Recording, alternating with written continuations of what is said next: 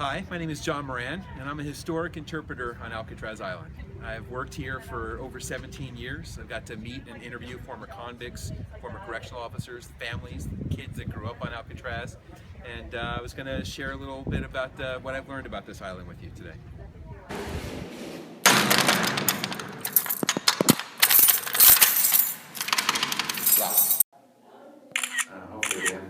Okay.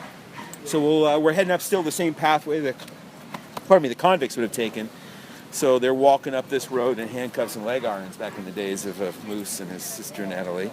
And they had to make this climb up and enter the prison through the main gate. We call it the main prison entrance today. Officer here with the keys, have a master key to all the leg irons and all the chains they're carrying. There'd be 10 or 15 guys at a time crammed in here. The guards would leave the handcuff on the man's left wrist, and then they'd finally open this gate and put the other end of the handcuff on the metal railing here to the left. Again, they're in a long line. Down the stairway, they'd bring the doctor. He'd do a quick physical, make sure no one's bringing a heavily infectious disease into the prison. You're going to stop them now. Signs of TB or something, we're going to move them off the island. But once they're cleared, they would go to the end of the hall, turn left to the shower room. So we're going to see the prison the way they did too, even though it's not maybe in that story, but we'll get to the hospital that way. Capone worked in the clothing issue room. I don't know that it appears in any of her book volumes, but for a while he worked here issuing the towels for shower day, clean clothes. Men got clean clothes twice a week, Wednesday and Saturday. They got to change their bedding. This was a tough place for Capone.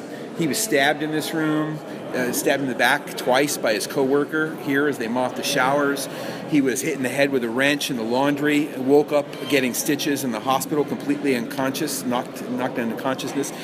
He was attacked half a dozen times and fought each time, and each time he was in D-block for participating in the fight.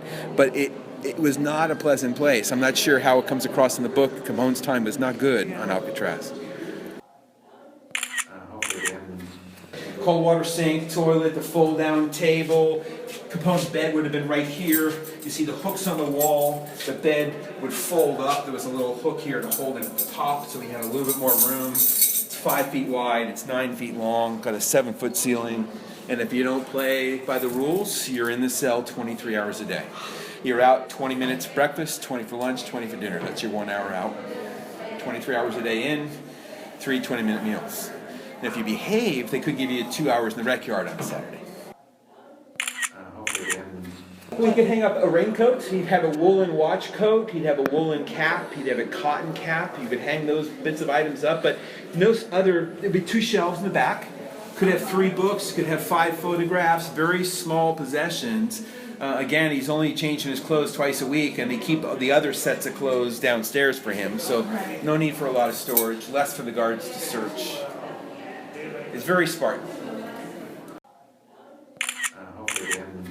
But this would be the little playground area for the kids. So they had their swing sets and slides and stuff like that. And in the center area, you still see the cement would have been a little clubhouse. So in rainy days, they can have some place to play inside. This is just kid land here. So they're playing ball, they're roller skating, they're having flying kites, they're having fun. A couple occasions where kids would be allowed this close, particularly on Christmas Eve. They would sing Christmas carols. Oh, yes. And they would tend to do that up this road where you see that group gathered, kind of in the shadow of A block. And so they would sing up that way. They would sing here towards the inmates in the dining hall. They're not going in the building, but they could at least, bring a little holiday cheer with them. But that's close. And again, they get family with them. They have the guards with them. They're never here alone. But in the book, it's different. So the rec yard where we're heading, walkway on the outside, you'd have guards with guns. But sure enough, this is the outfield.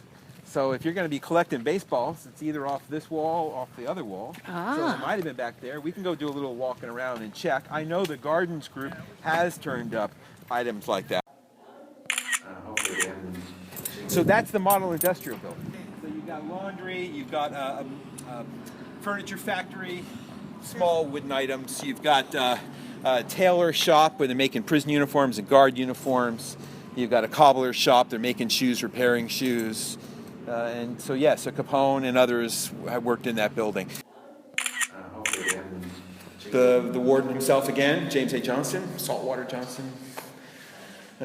Source for that rumored name would have been either convicts considered him so cool, he had salt water in his veins, not blood, or the other possible source is guards were instructed to use the fire hoses against inmates, and the fire hoses ran salt water on Alcatraz because of a lack of water problem. So salt water out of a fire hose, possibly at his instruction, could also be the source of his bad name. That's Johnston. Most responsible for how this prison operated. He designed the place, truly. They kept the warden's home, and this is where Piper's living. In the warden's home, big, beautiful home, a formal dining room, 2 living rooms, 2 fireplaces, 4 bedrooms, lots of entertaining. They put on official guests, visiting FBI agents, visiting representatives and senators. Sleep on Alcatraz. There was this little unofficial bed and breakfast out here. Right, it's all about the power of the place. Right.